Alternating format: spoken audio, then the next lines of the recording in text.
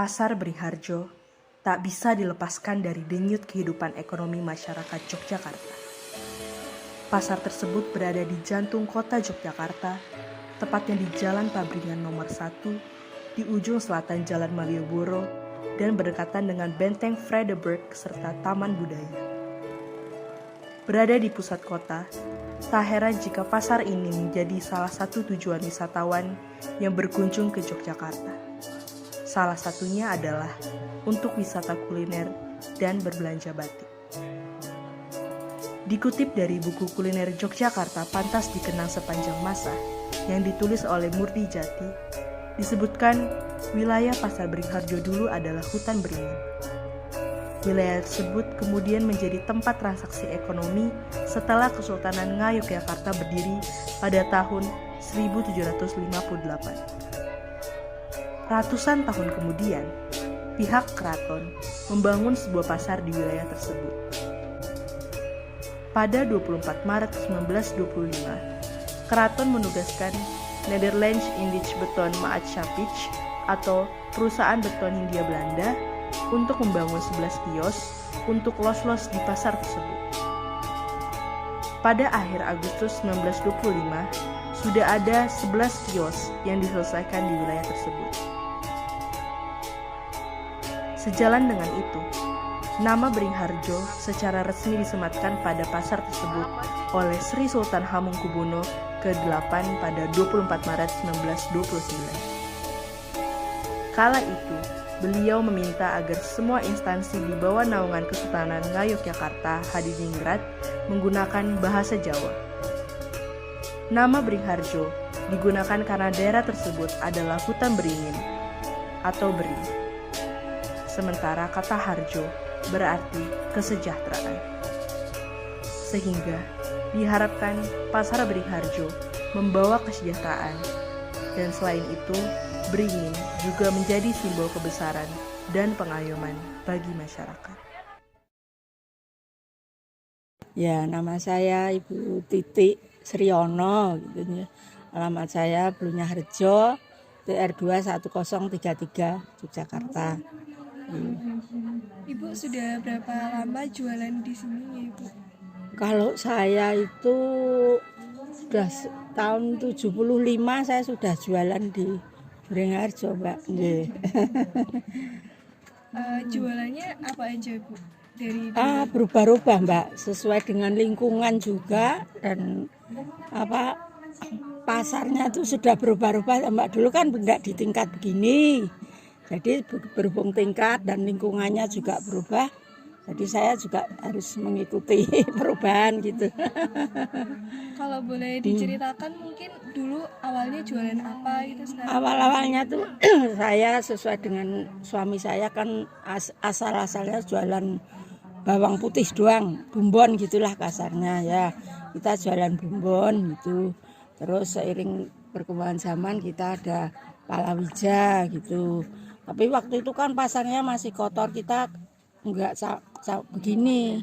Nah, begitu naik, kita lingkungannya sudah ditata, terus gimana, terus kita berubah, Mbak. Kita mulai jualan yang kering-kering begini ya, jadi berubah. Jadi mengikuti lingkungan gitu, Mbak. Soalnya kalau menyendiri ya enggak laku. Iya, Bu ya. Iya. Kemudian Ibu kan tadi sampun matur tahun 1970-an ya. Iya. Nah, berarti sampun mengalami pemerintahan di zaman Presiden Pak Harto, Iya. Ibu Mega, Gus Dur, SBY, ini Pak Jokowi. Insya Allah nanti 24 mudah-mudahan masih nemoni presiden baru. Jadi sudah mengalami pergantian banyak presiden gitu. Yeah. Kalau dulu sejak awal di zaman Pak Soeharto sama zaman sekarang itu udah ada perubahan kebijakan tentang jualan di pasar itu apa aja, Bu, kira-kira? Kalau kebijakan di pasar tidak banyak berubah, Mbak. Yeah, cuman kalau dulu awal-awal itu pasar ini bangunannya dibatasi, artinya tingginya sekian senti, segini gitu. Terus lama-lama untuk keamanan boleh tertutup gitu. Jadi ya. Kemudian dari Ibu sendiri ada cerita apa gitu Bu, dari misal waktu zamannya Pak Harto terus kemudian berubah ke, kan ada krisis moneter juga gitu Ya. 98, mungkin Ibu ngerasain perubahan apa, misal jualannya nggak laku atau waktu itu kesulitan ekonomi juga atau apa gitu yang dirasain dari Ibu? Kalau yang benar-benar sulit ya pandemi ini, Mbak. Ya ini benar-benar artinya ndak ada pembeli, ndak, ya ekonomi hampir mati gitulah. Tapi ya alhamdulillah kita masih bertahan ya, enggak ketang. Bertahannya orang tua sudah enggak seperti dulu lagi memang ya. Tapi ini sudah agak mulai membaik ya. Jadi misal kalau dibilang zaman krisis moneter sama pandemi kemarin tuh kira-kira berat mana Bu yang dialami Ibu? Kalau saya berat yang pandemi ini. Kalau krisis moneter dulu aja kayaknya kok kita ya masih tenang-tenang ya. Terutama kalau Pak Harto dulu malah banyak kejutan, Mbak. Artinya kita ada kenaikan harga, ada apa, kalau sekarang enggak ada ya. Kalau misalnya ada kebijakan kenaikan BBM gitu Bu, itu berpengaruh nggak Bu ke jualan? Ya sedikit, kalau ada kenaikan BBM itu otomatis yang barang-barang pabrik kan mesti naik. Nah itu kita juga pembeli banyak yang mundur. Tapi kalau lama-lama juga orang sudah terbiasa ya lagi ya. Cuman mungkin kalau pas sulit-sulit begini ini, kalau seperti jualan saya kan bukan barang pokok ya Mbak. Jadi ya berkurang gitulah. Misalnya kalau lebaran dulu tuh ya orang beli mete sama emping sama itu kan besar ya Mbak. Tapi selama ada pandemi ada ini ya otomatis berkurang. Dulu itu kalau anak-anak kuliah pas mau lebaran itu kan biasanya dipesan sama ibunya suruh beli mete dari sini ya. Mama anak sekolah pulang, jadi sebelum puasa itu malah udah rame pasarnya, beli anak-anak sekolahan itu 3 kilo 5 kilo itu biasa untuk disuruh ibunya. Di sana di luar Jawa kan mahal biasa. Tapi sekarang nih ya masih, tapi sedikit berkurang lah. Lebih-lebih sekarang ada pedagang online gitu ya, memang berkurang. Tapi kita berani bersaing dengan online itu ternyata soalnya soal kualitas, soal harga kita lebih terjamin, kita lebih jujur. Yang online itu banyak yang tertipu, artinya cuman fotonya aja bagus, ternyata barangnya nggak sesuai. Jadi ya biarlah sekali 2 kali mereka lari ke pedagang online, tapi nanti lama-lama juga yang masih langganan ya tetap kembali ya.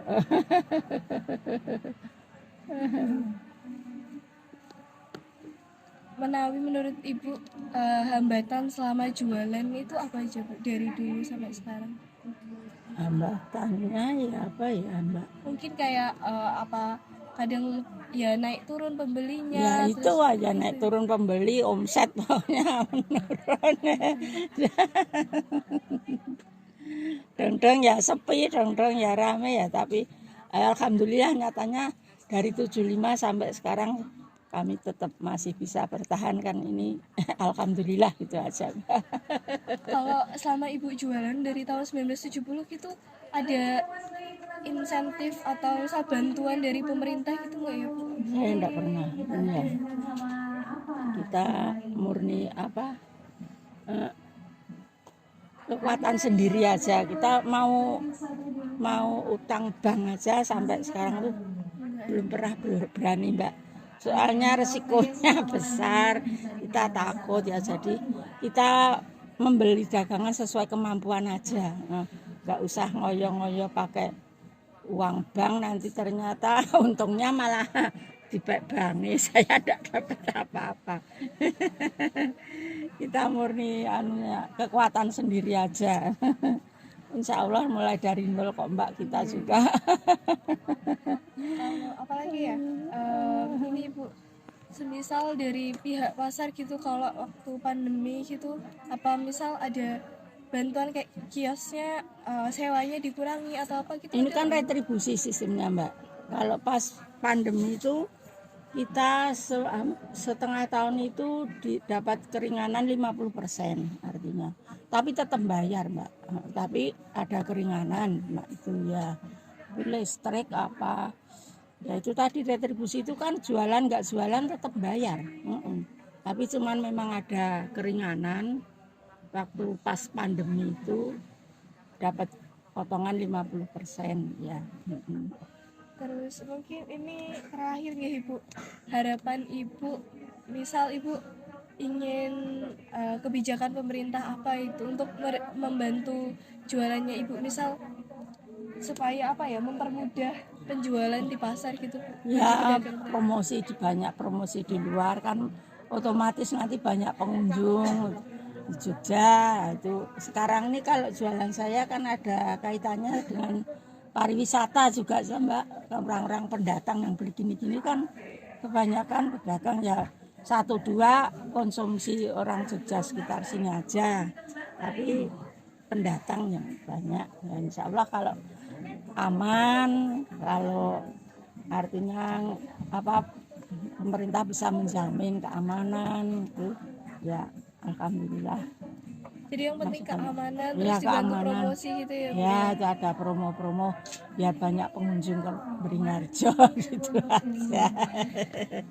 Terus Ibu, tapi selama jualan di sini Ibu itu enjoy, kayak senang, tulus gitu nggak Bu jualan, atau ada Ya soalnya bisanya cuma begini Mbak, ya harus enjoy, harus tulus. Kalau enggak suami sampai sekarang sudah almarhum ya. Itu bisanya ya cuma berjualan di sini. Jadi kita tuh mulai dari nol, enggak punya apa-apa ya di sini nih Mbak. Tapi alhamdulillah sudah bisa ngentaski anak-anak, bisa hidup layak gitulah pokoknya. satu kebahagiaan tersendiri gitu. Ya harus disyukuri soalnya kalau kekayaan itu relatif ya Mbak Nje. Kalau kita ya ini sudah merasa cukup begini ya alhamdulillah gitu aja.